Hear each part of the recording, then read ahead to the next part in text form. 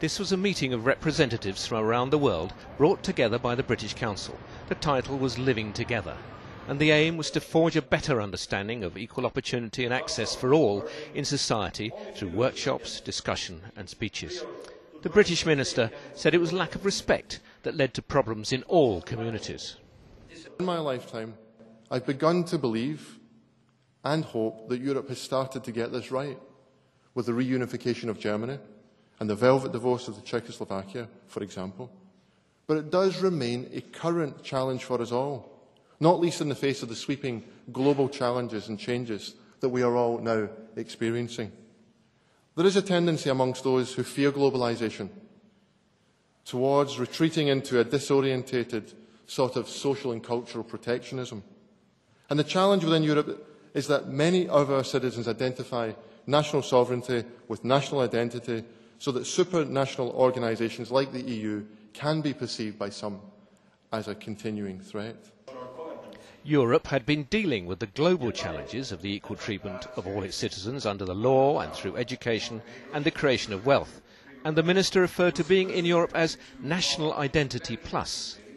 And this is one of the reasons why we must continue, I believe, fundamentally, with the process of European Union enlargement. We are looking to extend further to Turkey and the Western Balkans, and the benchmarks for accession are the same. No continent in the last 3 decades has changed in its shape and formulation more than Europe.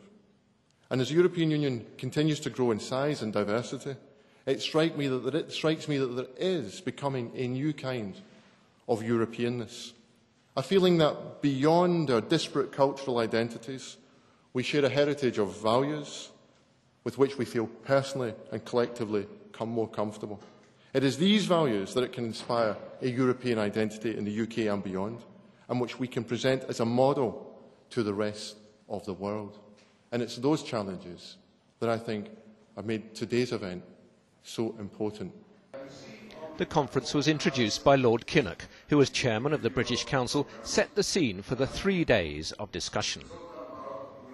The British Council's Living Together project exists to promote and support the development of societies that value and welcome diversity and seek to make a reality of equal opportunities for all. Clearly committed leadership in all countries is crucial to such an activity, and we are consequently working to develop a network of leaders who are dedicated to those principles and practices of tolerance and of justice. From Slovenia, the President and former UN envoy identified the need for new systems of management of immigration with early intervention to prevent discrimination. One area was business development.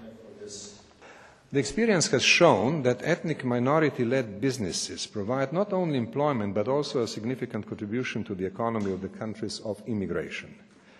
The governments, on their part, can make a contribution by proper regulation, by training programs, and by general support for entrepreneurship in this ethnic context.